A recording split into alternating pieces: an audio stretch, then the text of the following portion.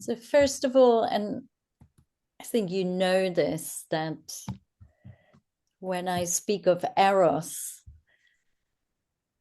I don't just mean sexuality and sexual energy, but yeah, eros is really the life force that draws us towards connection and pleasure, creativity, and aliveness. So sex is one expression of eros, but really only one. So it's like it's the pulse of life, I feel. And and like serpent, eros can, coil and rest, can awaken and rise, and yeah, really flow in different ways. So I've been with serpent in this life for at least the past 10 years. And for me, when I speak of snake medicine, what I mean by it, it's everything we can learn from the serpent, the actual serpent, the actual snake, I should say. Um, so about how they move, how they breed, how they shed, how they behave, and of course about the symbolism of the great serpent as the serpent's been revered all over the globe for millennia, really. And the symbolism that connects with so many areas, with cyclical living, with creativity, sexuality, sensuality, boundaries, guidance, and wisdom.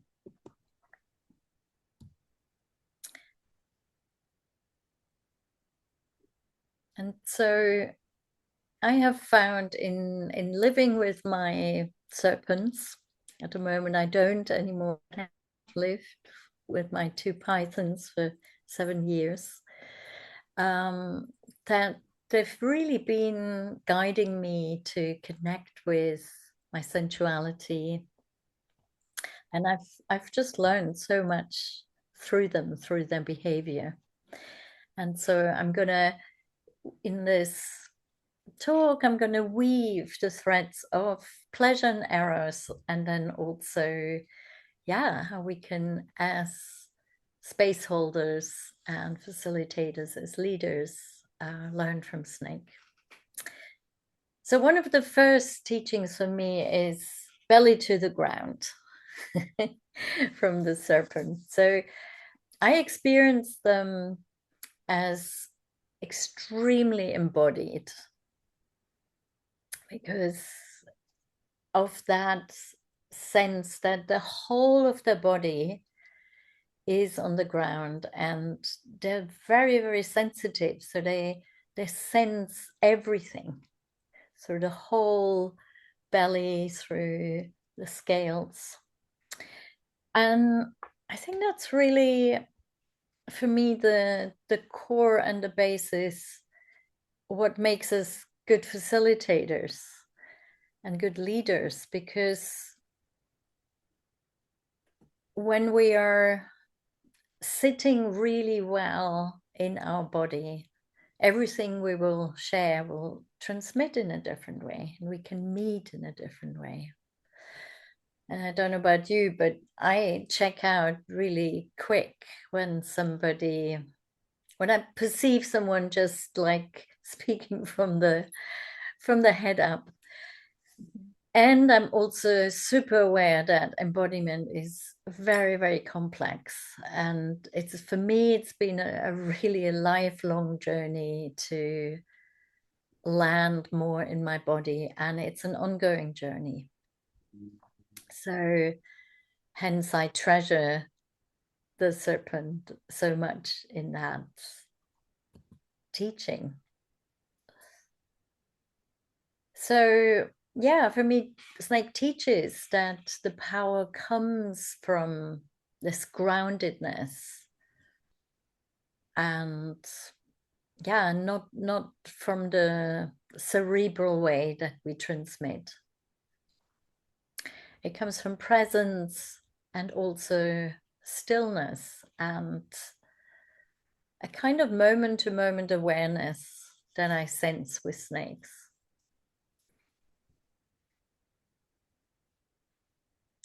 And yes, so in order to facilitate well, and I also think to just run a business even more so. Yeah, we need to regulate our nervous system. In fact, do that before we do anything else. And yeah, learn to stay present in our body, particularly in times when it is intense. And to track what is happening for people. So there's something about leading with and from the body rather than just with our mind. So sensuality. How can how can snakes support us? So I wonder, have you ever handled, oops, don't know what happened here.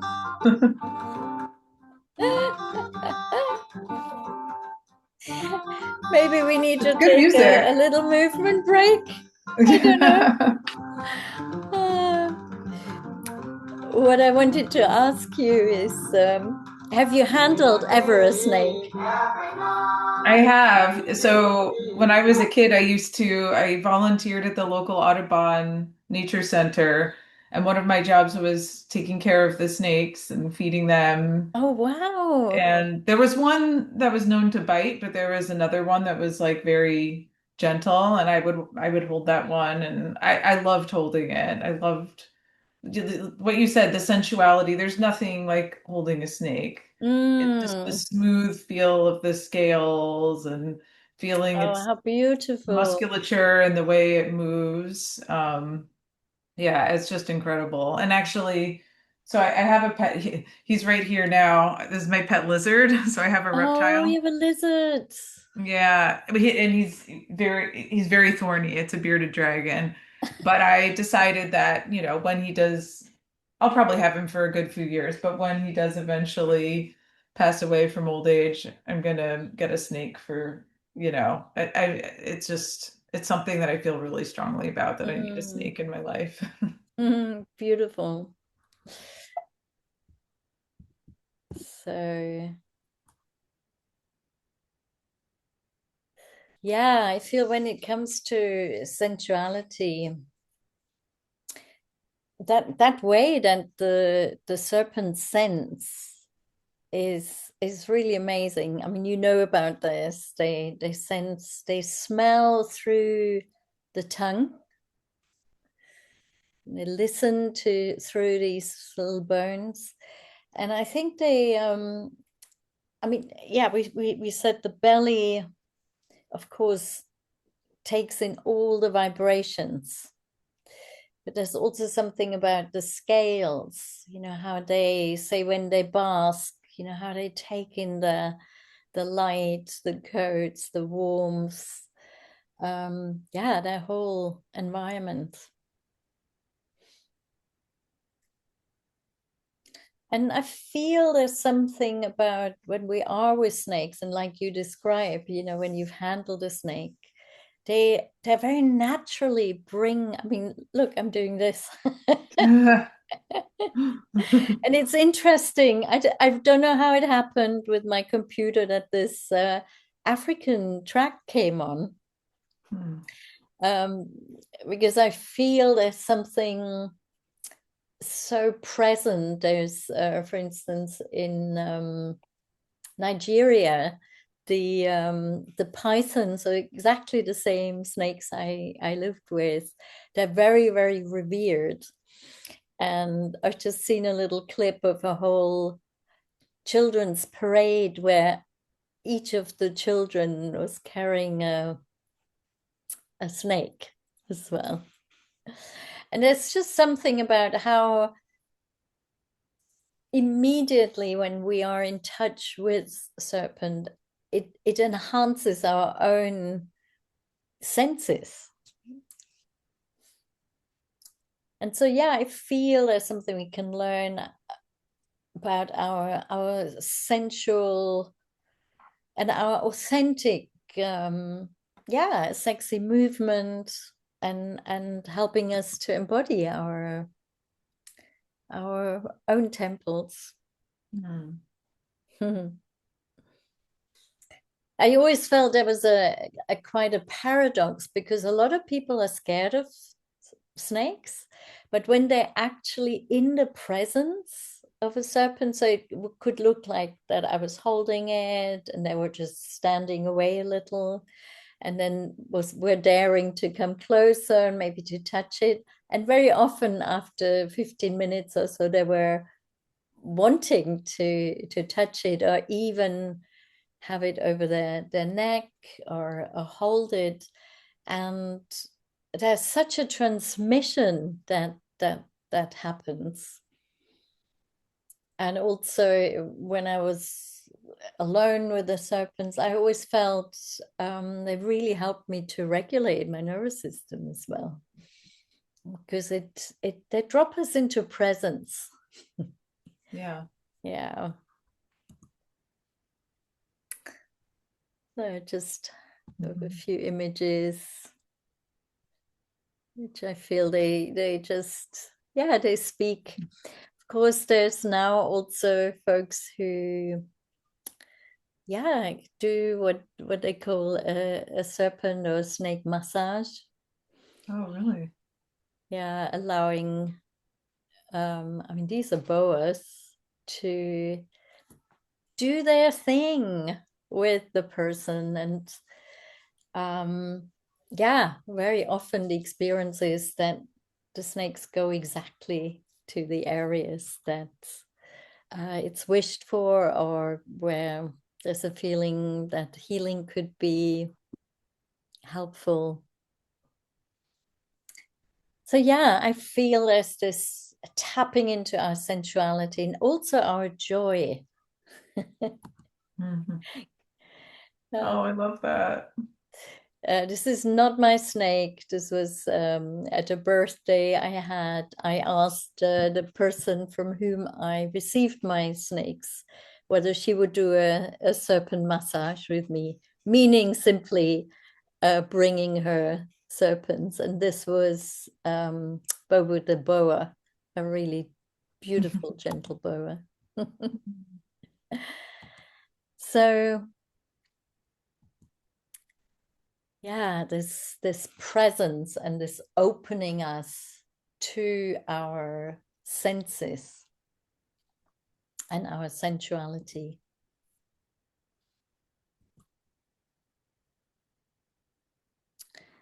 And so I feel that, yeah, when we're facilitating this, yeah, I want to say cultivating of our senses and being more sensually aware, we can read. We can read better the changes in the room, the energy.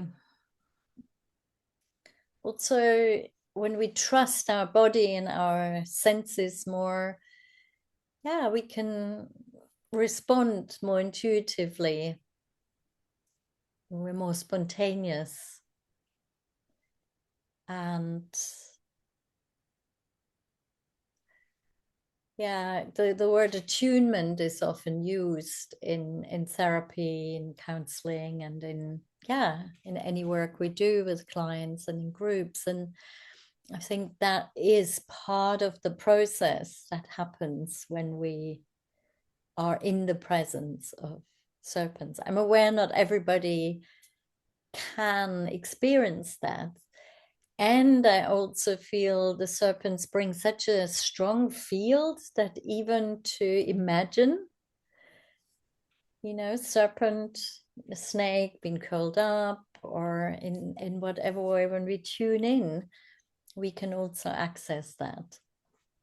So, yeah, I think this is helping us with our general attunement within our work.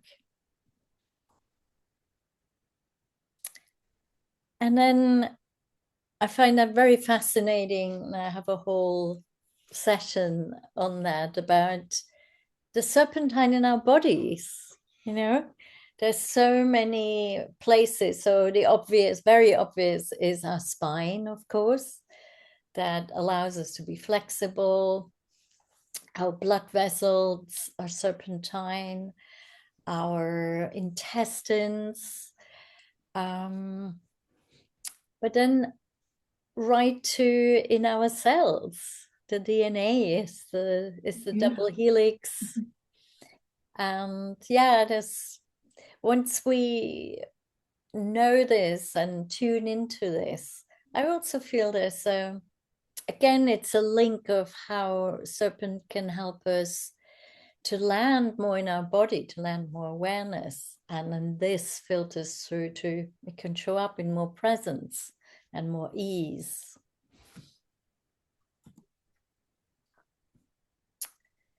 And then yeah, when we look at pleasure and how we can enhance it as well, feel there's something beautiful about serpent and inviting us to slow down. I've noticed that even with children with ADHD or adults with ADHD, coming in all chaos and ooh, and they see me with a snake, and then there's a slowing down and a focusing in, and we all know that when when we slow down, this is when it gets everything. It might get more challenging because we're actually feeling more. We're not used to it. Um, but it's also when, yeah, the richness of something can open up, whether that's connection, pleasure, insight. Um, we miss so much when we rush, right? Hmm. So yeah, snake teaches us to pause, to track our sensation. Aha. And I thought we could hold a moment and play. Yeah, up for that. Absolutely. So, on that note, I would love to play a little with you with the theme of slowing down and the hands and the snakes.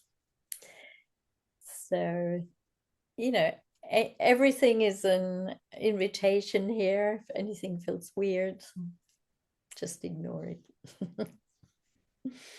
So you can do that with open eyes or soft gaze or closed eyes.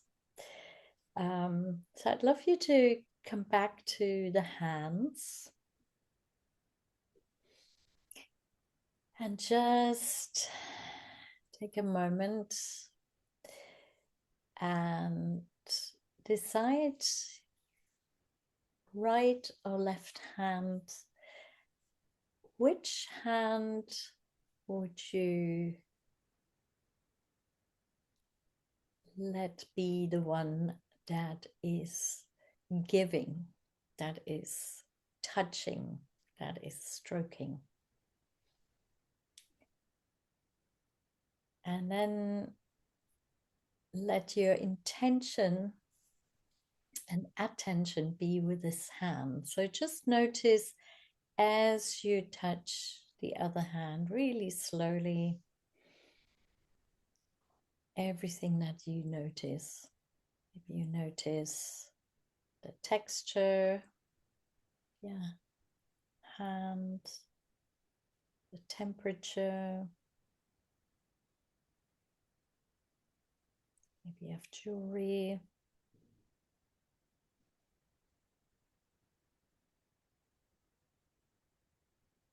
It feels different. the top of the hand and the palm.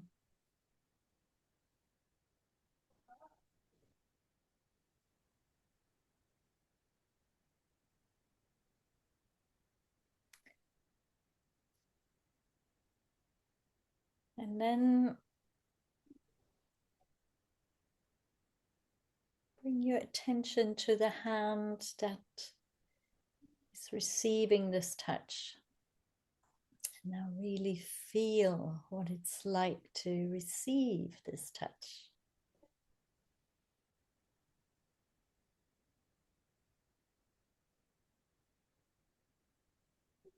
If you can, do it really slowly.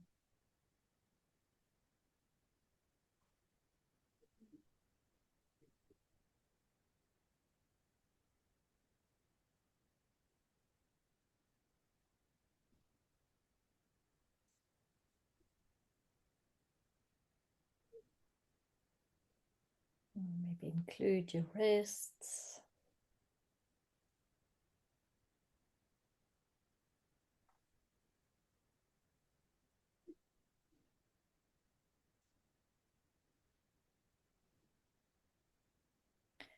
And then maybe you want to play and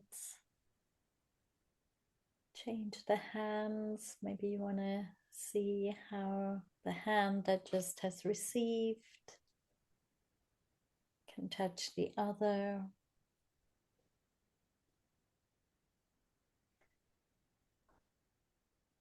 And if you like, you can just let the concentration more loose and just drop into what feels pleasurable.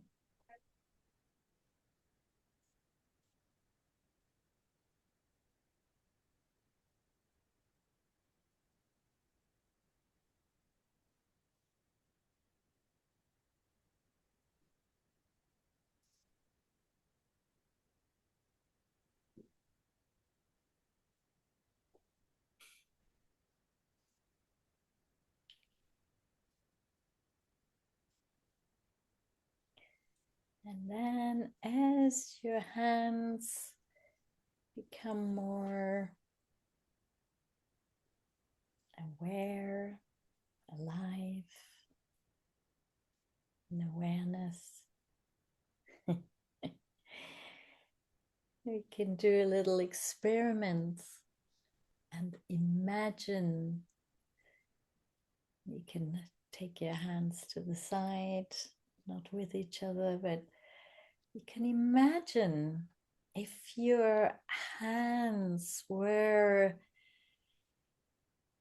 the head of a snake, the head of a serpent. Maybe just start with one hand. See what shape wants to come.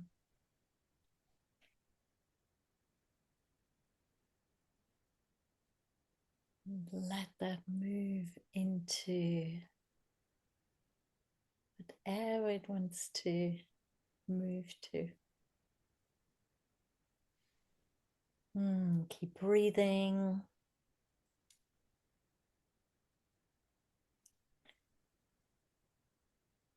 See whether you can awaken the sense of serpent in your hand and then in your arm.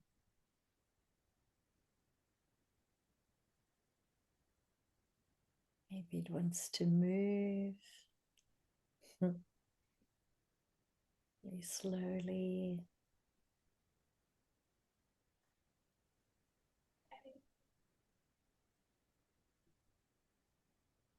Maybe it even wants to make some contact with your body somewhere.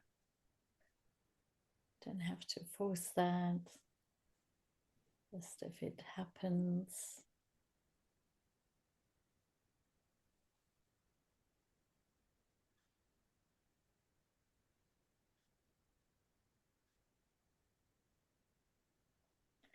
And maybe let that rest on your lap and bring your other hand into consciousness and see whether you can do the same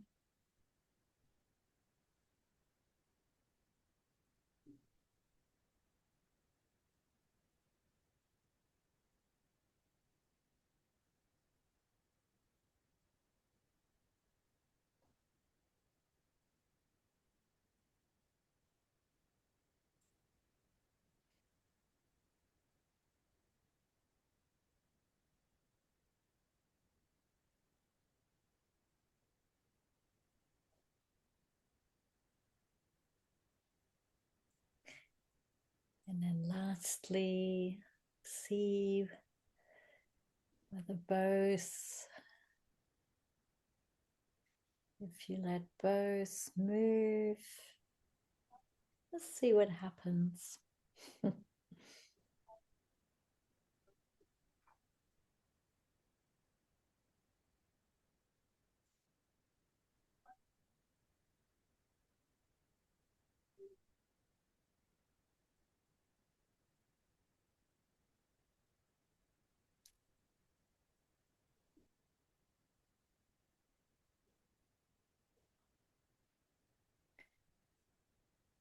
Ah, and then you let them rest on your lap. Take a breath. And then release, release, release that serpent energy.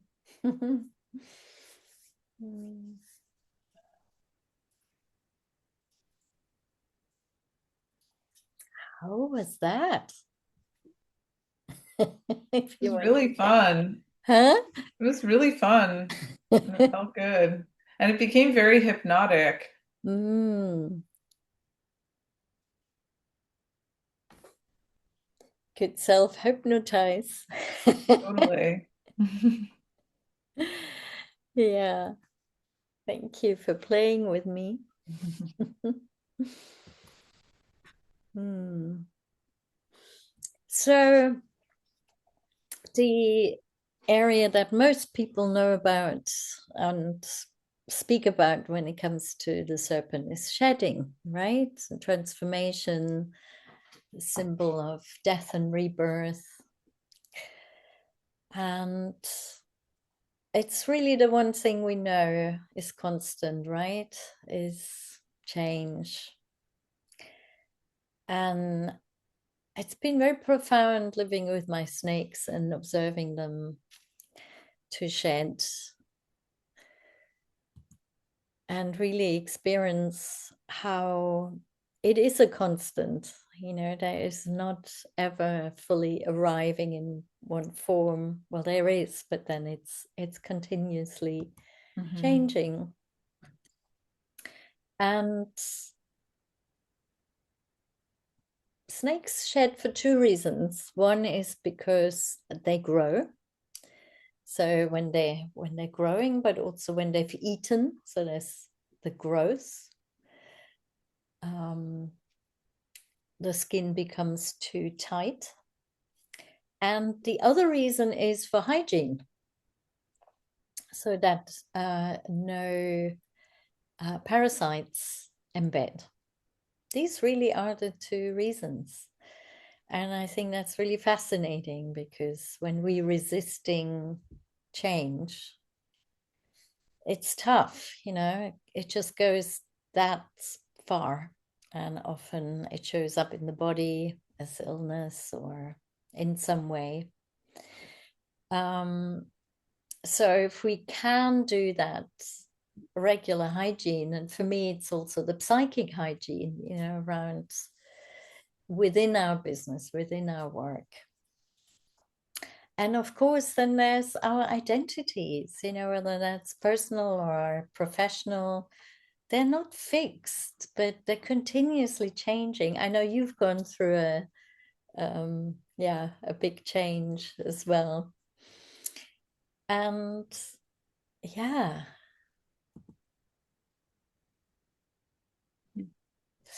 And I was thinking around sexuality as well. There's so much to shed, isn't there? Yeah.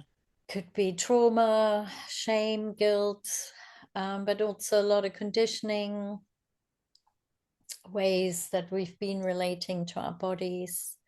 So it's a really big area, this whole shedding. And yeah, as facilitators, we can learn to really um, with courage as well to shed, because it's not easy for the snakes. I imagine. I feel it's uncomfortable. They go into this space where they're nearly catatonic, their eyes cloud over, they're nearly blind. Um, but for me, they hold this hope that however this process is, there will be a shed at the end and there will be a beautiful new skin. Mhm.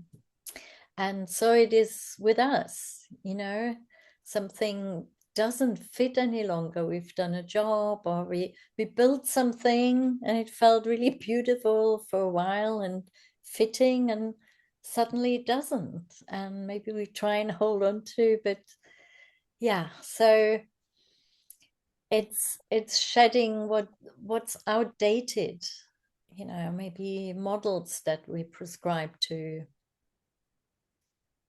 Um, yeah.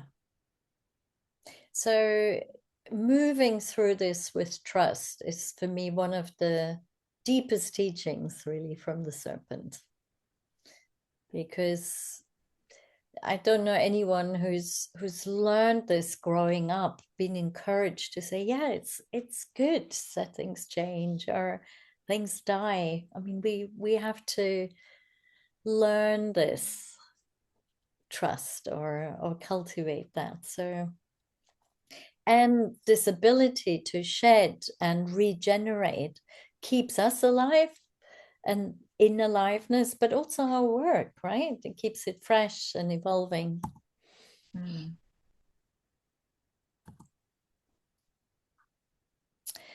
So the other teaching is around cyclical living and rhythms. And that goes both for pleasure and for our lives as facilitators and space holders. Um, because, yeah, how we feel about our sexuality, sensuality, our libido is never linear. There's always changes, could be to do with our menstrual cycle, how that affects, or when we're not bleeding anymore, changes in hormones. But yeah, all the seasons outside our life cycles, um, everything has an impact on our way of being with pleasure. And there's this theme of coiling and uncoiling I find really fascinating with the serpent as well. They can go really, I mean, the snakes I lived with, they're called ball pythons.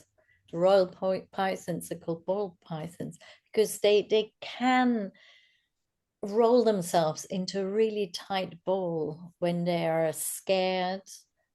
And what I've experienced when they've been in grief, Mm. because the only time my python did that was after the partner died, the female Mm. python died, and so there's this coiling and the uncoiling again as rhythms we go through.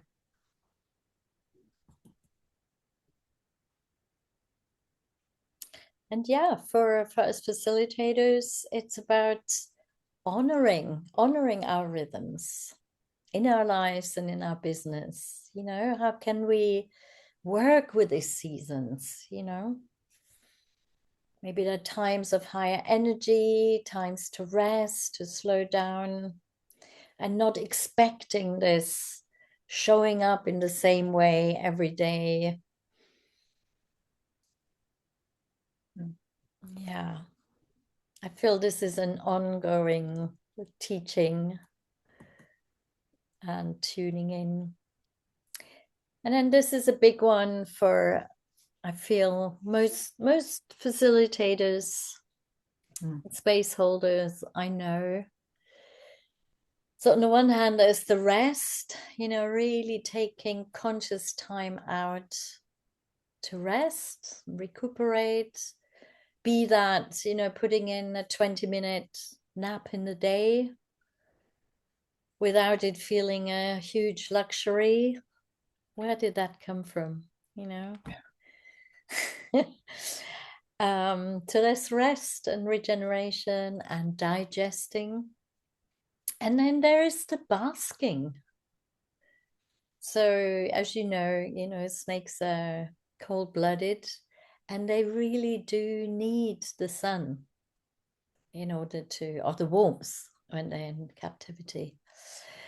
Um, and yeah, I feel this is really relating to us as well as facilitators, you know, how, yeah, we can drive ourselves and all that, but how how do we savor, you know?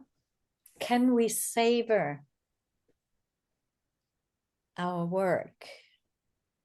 And if we've completed something, maybe we've run a session, we run a whole course, we created something, can we pause and savor that? Or do we just rush on and let that nourish us? So I think there's some modeling around this basking, which is passive, right? They just lie there in the sun. But there's such a powerful alchemy happening between the sun and the warmth and the energy. And I often feel we don't do the same with our work, you know, and then we are wondering why we feel burned out or depleted or just losing the joy.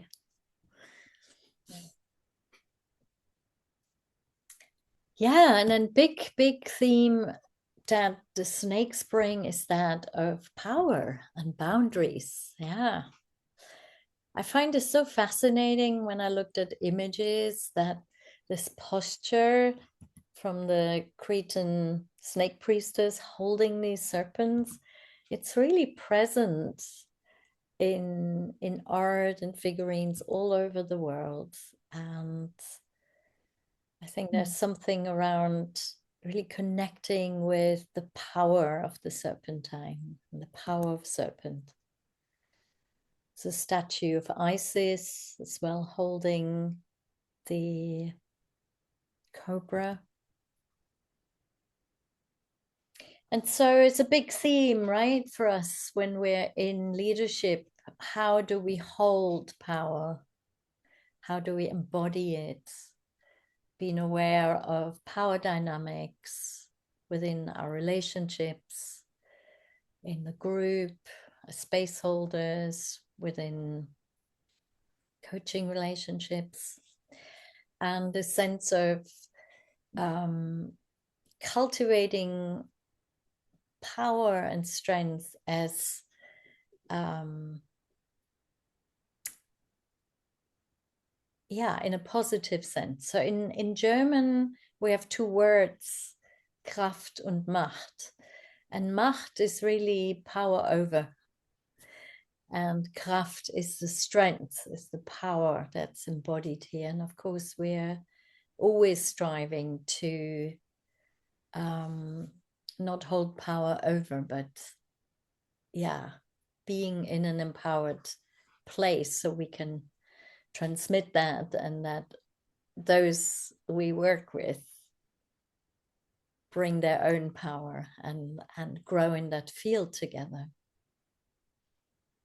And so, yes, within the realm of Eros as well, how do we feel empowered when we can draw on our wisdom, the wisdom of the body, our instinctual wisdom, and the wisdom when we peel away, yeah, the shedding of the conditioning. Wow, that's so beautiful. Wow. Yeah, so for me, the Cretan snake priestess, that image, that's been with me since my young years. I was a young woman then, about 20, and it really touched me deeply. Yeah, I'd never seen an image like that. And then some years ago, probably now 4 years ago or so, I worked with a photographer and wanted to, yeah, on that theme of embodying that, what would happen. And I took my two snakes who seemed really happy to be on that shoot. And yeah. And so one of the really powerful things, and we talk a lot about that in, yeah, in all the programs really, but particular that is what we can learn from the serpent about embodied power and boundary setting and being discerning. Because, you know, as you know, boundaries really create safety Mhm. in order to say yes fully, whatever that is, whether it's an erotic context or in our work or to our work. Um, yeah, we need to also know what our boundaries are, and not just know, but being able to express them and to do that in an embodied way. And for me, yeah, the serpent's been an incredible teacher there. And I won't go into depth, but of course, there's the rattlesnake who gives sound, the cobra rises to eye level and puffs out and growls.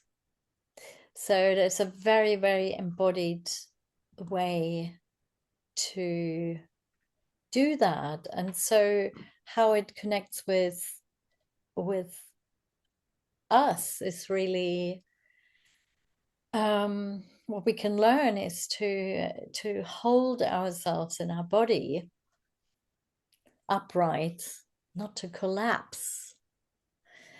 And yeah, and then in terms of course, our nervous system, to not fall into fawning, collapse, or pleasing. And there's something about practicing with the serpent, maybe with an image. Um, it always really helps me to imagine even the particular the cobra, and we could play with this.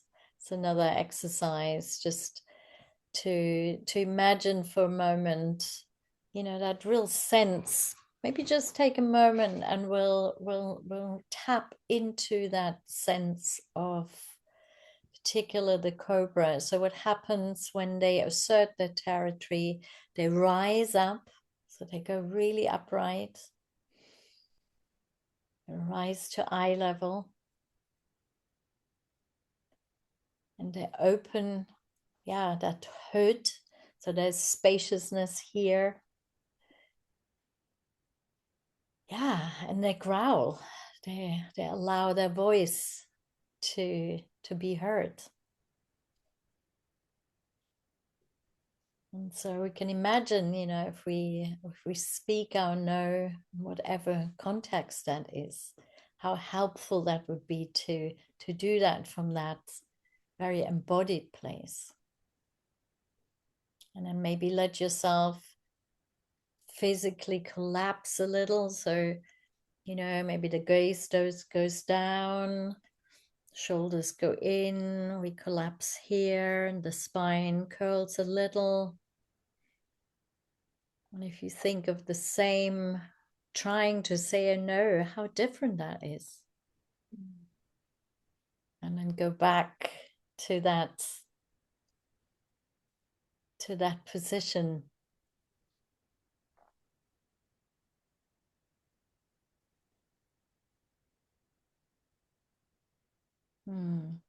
How is that? You're going to share. It's a powerful Yeah. difference, right? Yeah, and the embodiment aspect of it, it's so different than to just think about something from an intellectual standpoint, but bringing the body and the posture into it as Mm, it's a whole different experience. yeah. Mm.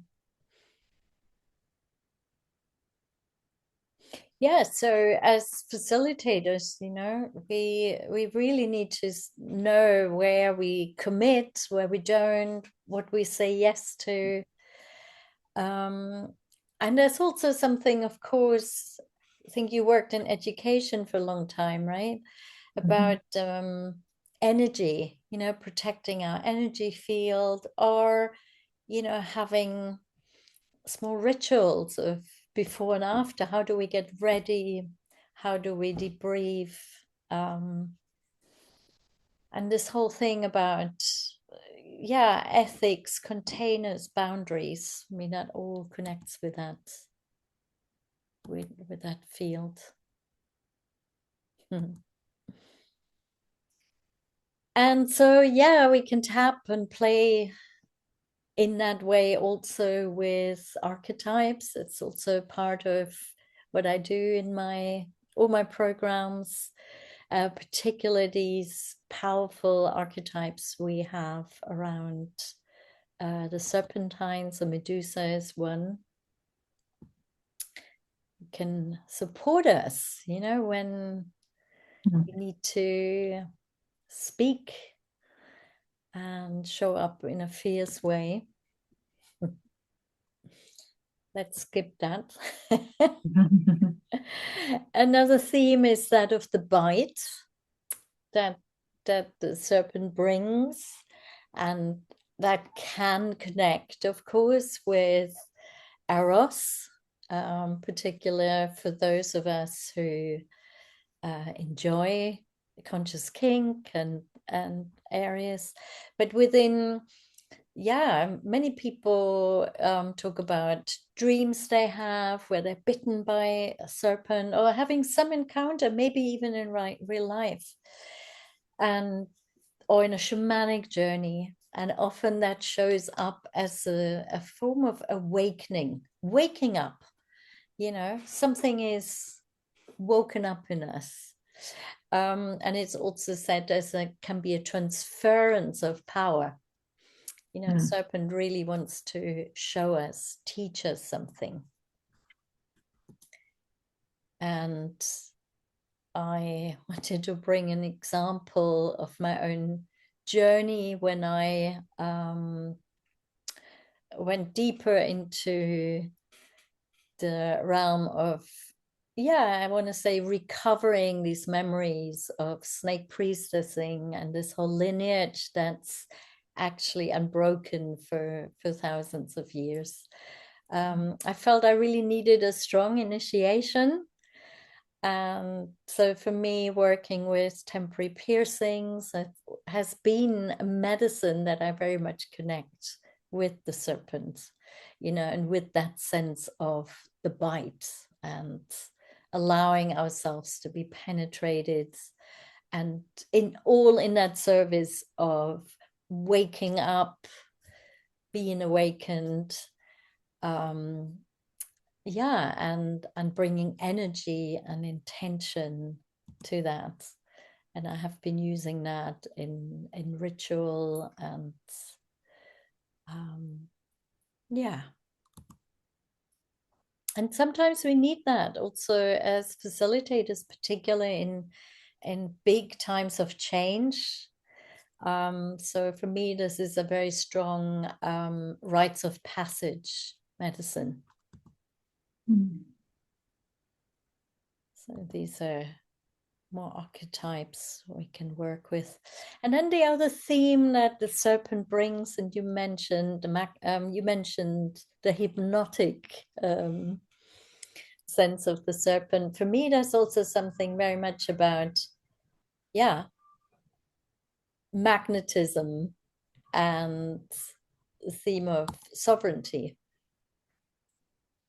I mean, snakes mesmerize us, right? Whether we fear them or we love them or anything in between, we can't really be neutral.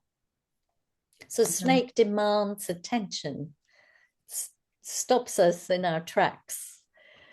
And there's a mesmerizing and magnetizing, often can be repelling, of course, but and within our work as facilitators and leaders, um, I feel this is a really powerful area where certainly I feel I have a lot to learn.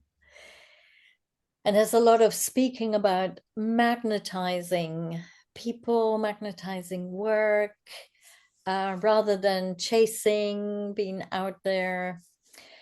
Um, and when I feel into this and how it connects with Snake, it's like, oh, it's all there because it's the people I find magnetic. They are very embodied and there's a sense of they're really sitting in their sovereignty, in their being, in their body. They're not performing. They feel alive. They have that yummy combination of aliveness, but not, being all up here. They don't over explain. Yeah, they leave space. So I think they're very serpentine energies, really. And with a magnetism, it's about being, right? It's energetic. It's an energy that transmits more than anything we say. It's the energy we bring. Mhm. And yeah, and I feel Snake really holds that very much for us.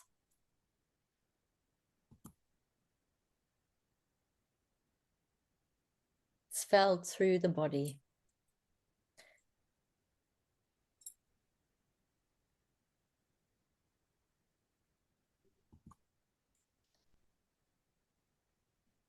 Hmm. And this sense of sovereignty, I think it's something I know all facilitators I know really want to cultivate that in their lives and in their work, feeling sovereign, feeling in that energy. And again, historically, that was very much symbolized by the serpent. For instance, in Egypt, the Ureus, um, at the here at that, so either directly at the third eye or above it. And all these would be things that we would be exploring more deeply also in these mystery teachings, because I think there's something very powerful working energetically when we're working on, yeah, our leadership skills, our facilitation skills. And like we said, just to imagine, the serpent in the body, the cobra rising when we have to bring up particular strengths, to imagine the cobra, yeah, being with us. So you'll feel as I'm guiding this, the threads. So some teachings are really more deeply in the realm of the mystery teachings, like say exploring the Oreos and what that could mean in our lives. Some are more practical. Um, yeah, so another theme, of course, when it comes to pleasure and sex is that of, yeah, how do we relate to our hunger, to our desire? Are we in touch with our desires, with our wants? I mean, you know this about the serpent, they can unhinge their jaw and they can take in prey so much bigger than their head. And it's quite something. So in order to, yeah, really take take in a big piece, you have to we have to unhinge. And um and on the serpent path of pleasure, we'll work a lot as well with the connection between the jaw and the pelvis, which is a very, yeah, a strong one in the body.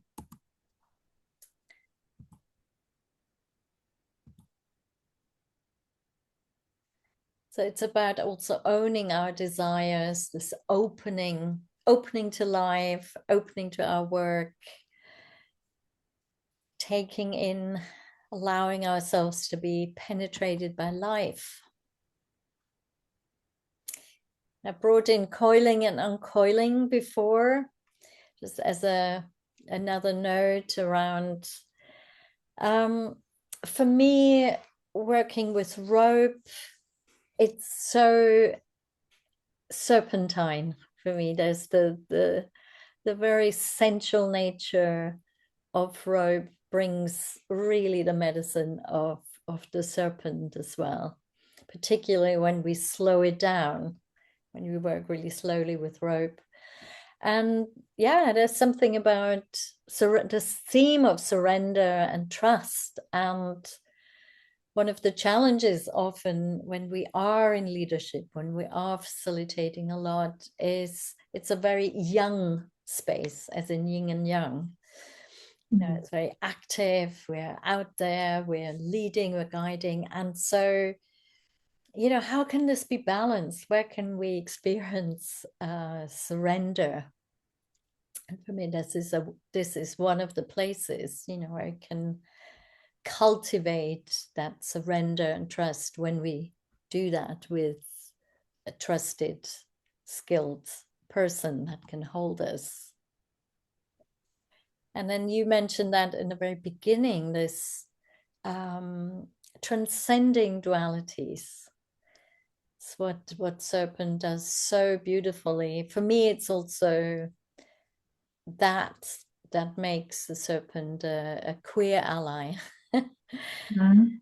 Very much so. And this holding of the paradox, because Serpent really holds the paradox and invites balance. It's both penetrating and receptive. It's flexible and agile, but also, as we seen, it can be super focused when it's about to strike. Um, it's we cannot see the sex just by looking at a serpent. Yeah, it's both soft and sensual, but also very strong and powerful. So yeah, and there's this, how much paradox do we need to hold in our work? I think this is actually one of the most important roles often, is just to hold the paradoxes that are present and just to be with that and to breathe with that. And yeah, flexibility, very important as well.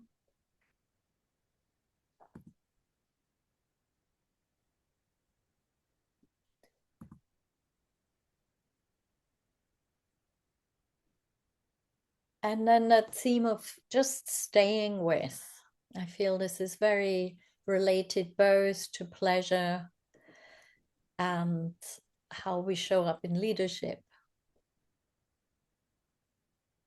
If we want to expand our pleasure, yeah, we really need to stay present with what is, what comes up, our vulnerabilities, our emotions.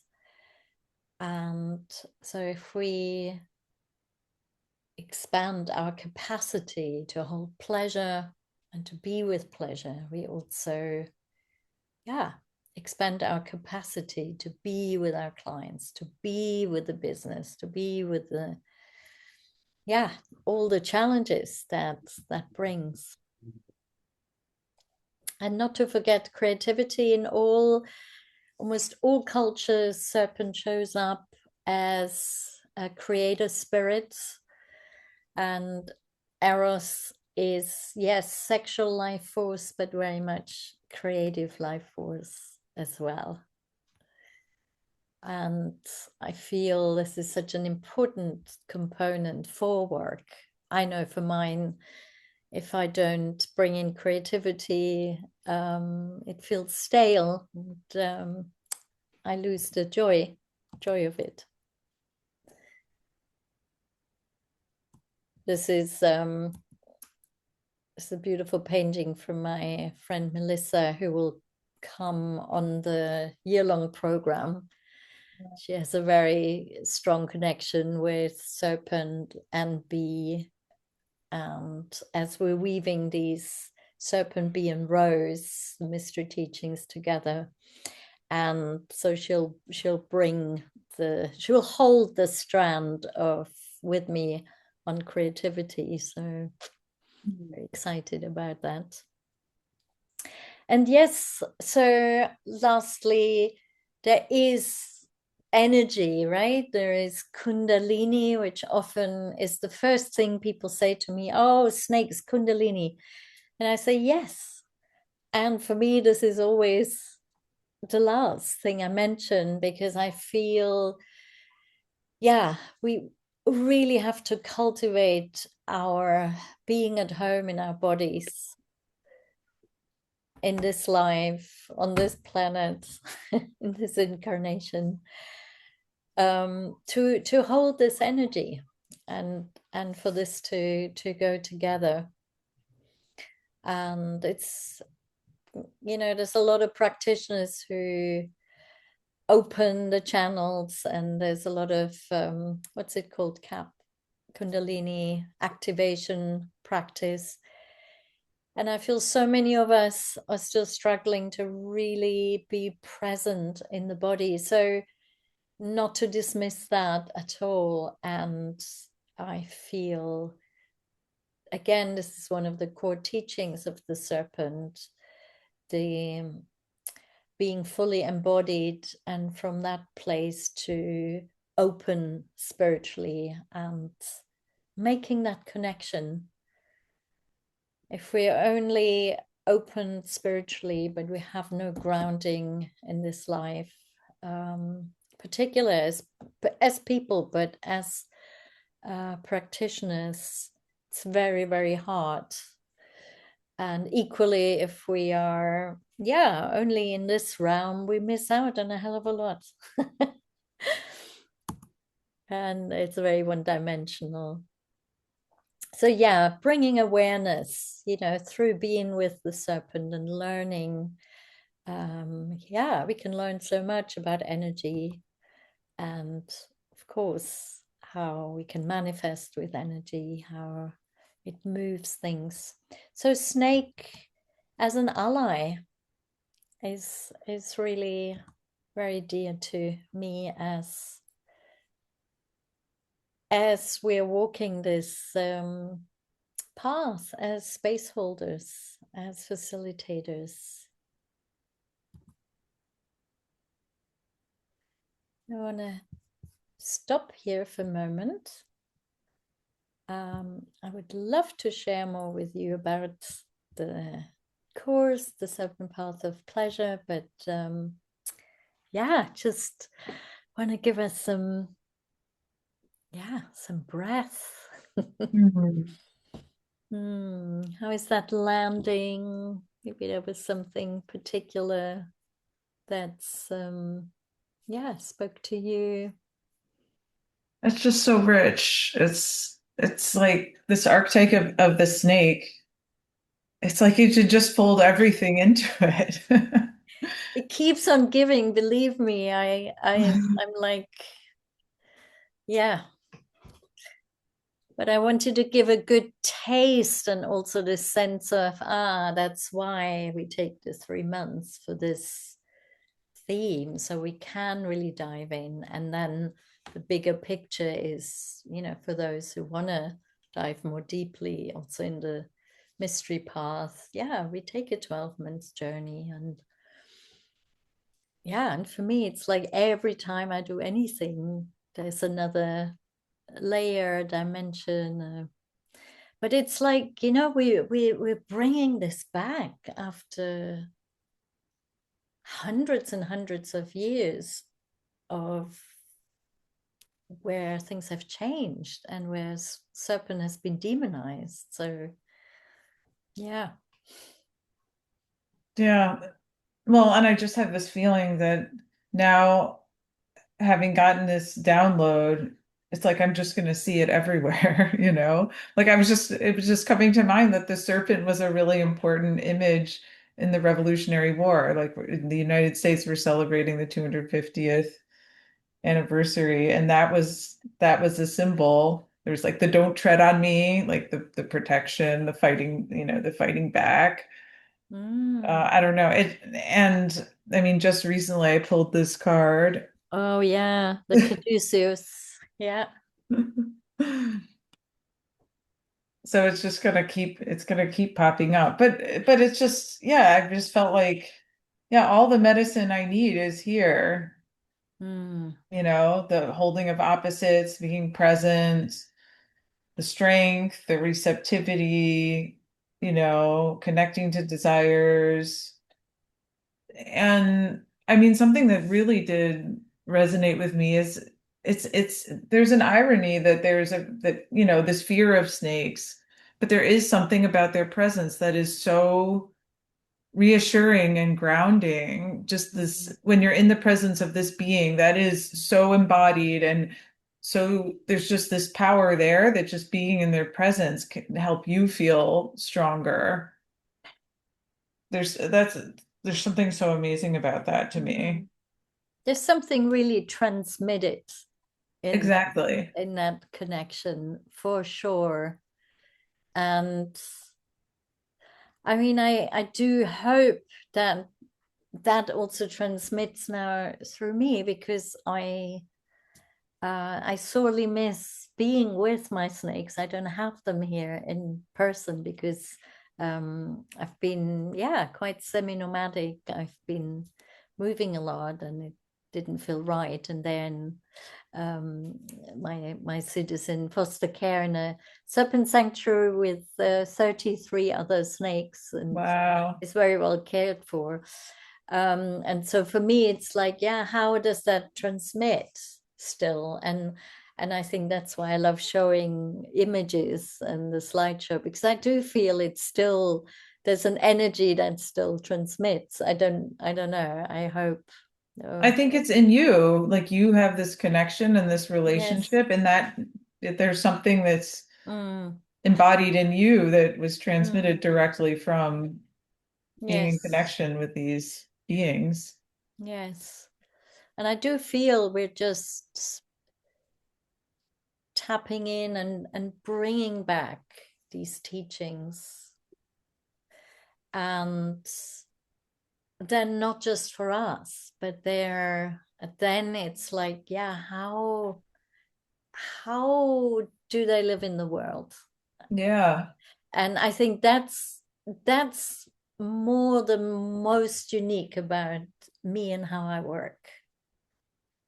I mean, there's not a lot of people doing snake medicine anyway, but there are more and more mystery schools, you know, walking the path of the rose or um I'm just uh, gonna close my window. It started raining really hard. Here or we go. and I've always had a passion, you know, also working with shamanism. It's like, how can we make this applicable? You know, how does it connect with how I earn money or how I show up in relationship? And and so that's my big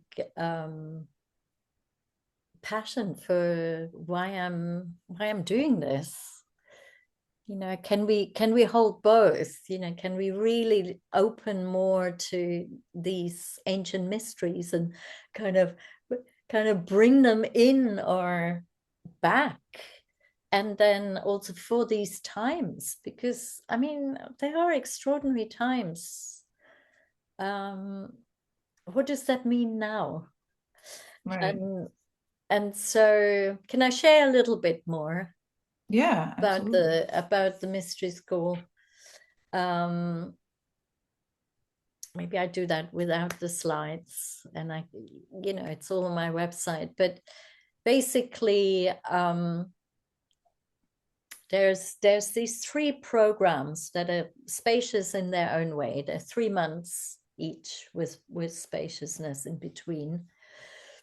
And for me, they're helping bridge a particular gap that I've noticed between how we facilitate, our bringing our fantastic, beautiful medicine to the world, but we're not always living that in our own lives.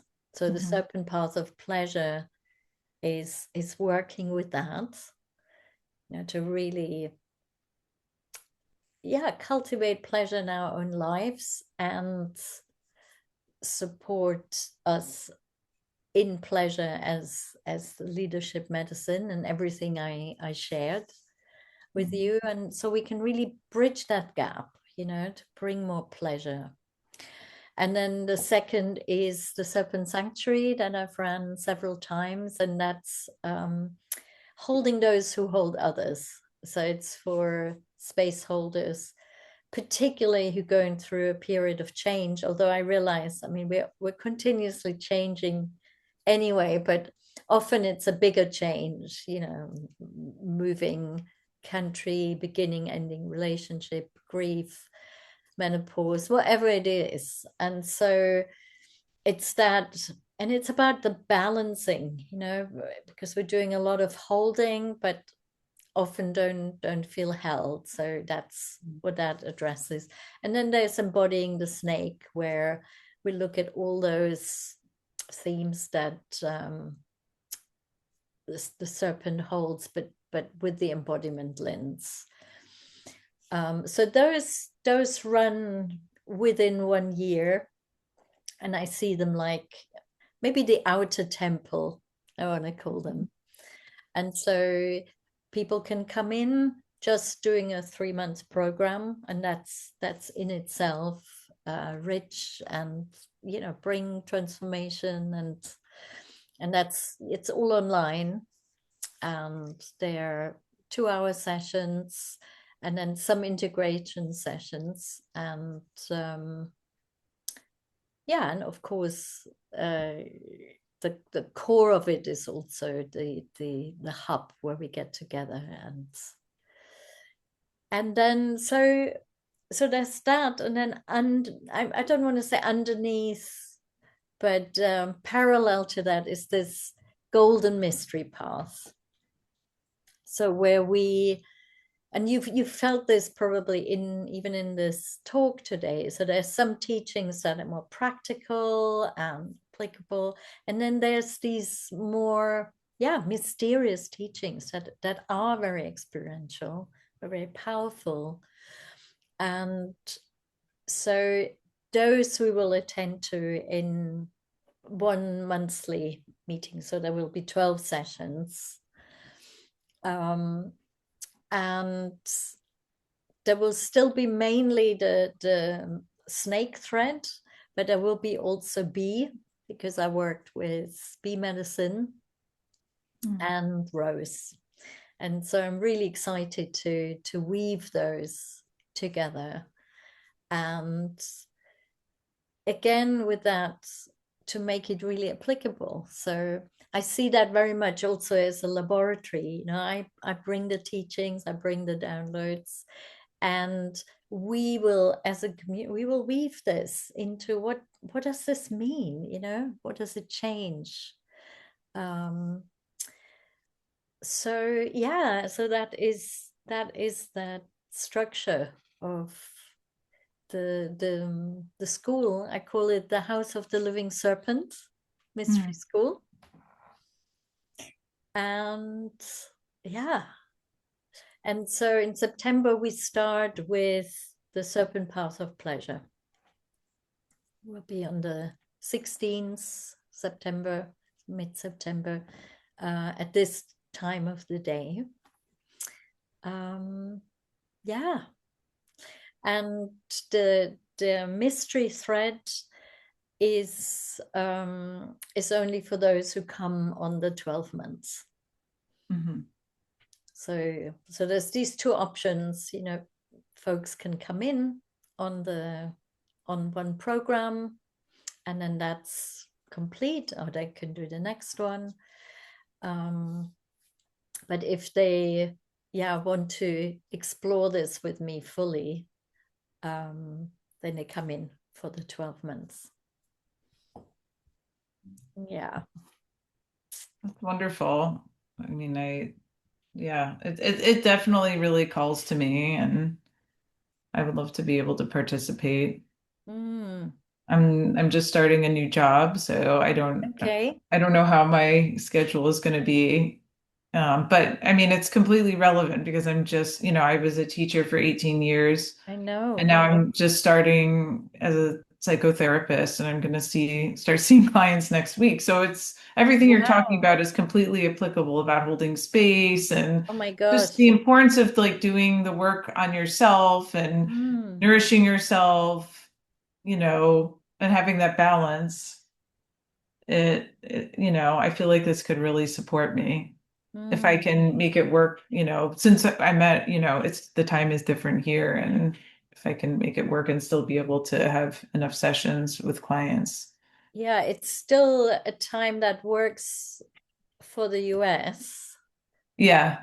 It doesn't work anymore in Australia. So it's always Right. yeah, It's like you can't make it work for you everybody. can't have the whole, but Yeah. yeah.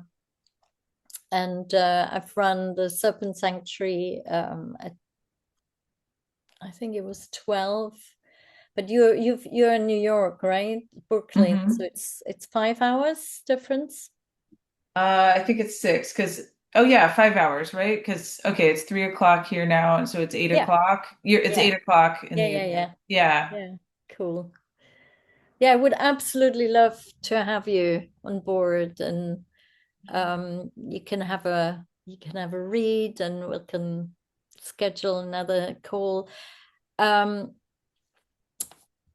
I see. I've got it all in the slides, but I kind of feel I don't want to go back to the slides. Yeah, no, But it's nice to just talk but I about it. want to so because I'm in terms of the let me start again. Between now and September, it's a long time. Hmm. So for people, and usually people don't commit, to something often that's so far away. But I would Hmm. really love for people to start coming in. So what I'm doing is I'm giving a bonus as well. If by the end of this month, so it's the 30th of June, if you commit, you'll get a mentoring session with me and a Serpent Oracle session as well on top. Oh, wonderful. Yeah, I wanted to ask because the it was so you brought in the Kundalini image at the end, and yeah, that was, I understand that that's not the focus of this work, that it's one aspect of many Mm. aspects. But yeah, that's just something I would be interested in exploring with you more, just because I had this very what to me was totally bizarre experience of like I experienced exactly what was in that image that you showed and had zero prior knowledge of it at all. What in within your body? Yeah, like imagery and in my body and sensation, like during a sort of a tantra practice. It was Mm. like exactly that image of the snake going up through the chakras, like through the Mm. root chakra, like this and up through the head. And I had never seen that image before. I didn't know Mm. anything about it. Wow. So anyway, it's just something I would love to. For Is that something sure. that could be included, I guess? Yeah, for sure, for sure. And also, I work with breath, we Mm-hmm. do breath work practices and you're Barbara, right? Barbara Carell is trained in Oh no. you don't know Barbara? But well, she's Urban is that Tantra, Urban fellow New Tantra, right? Yorker. Yeah, yeah, Yeah, the that book. I need to yeah, get yeah, that yeah. book. Yeah, I trained with her a Urban long time Tantra. ago, but I'll and she has the beautiful breath and energy orgasm practice, which I adapt and work with yeah, within that context. But yeah, Mhm. for sure, Kundalini is big part of it. I've Mhm. just always been more cautious around not featuring that as the first because yeah, I embody something so different in the sense of I'm not saying, oh, let's awaken this and everything Right. else Yeah, it makes a lot of sense. It's will like, come from there, but yeah. we're definitely going there as well. Yeah, but not to like that's not the entry point because a lot of people it's almost like Exactly. a bypassing. They want to go right to Exactly. that and skip all of the ways that it's like this is in our lives, this is practical, Yes, this is for concrete. sure. Yeah, that makes For a lot of sure. sense to me. Yeah. No, absolutely. And yeah, and there is for folks who are going through the whole 12 months. I don't know if you come to Europe ever. I mean I can. Are you planning? I Because don't have a trip plan, but I yeah, could. I what certainly could. And I part of what would. I'm offering, it's one of my big passions in life is to hold rite of passage ceremonies. Oh, I love that. And I've held them here in my temple. And so for those, and only for this cohort of this year, this Hmm. first year, as I'm opening these temple doors, that's included, that you can come and, have a tailor-made ritual. And if that's not possible in person, we can cook something up also, Hmm. a beautiful thing online. I I know. love that idea. So that's included.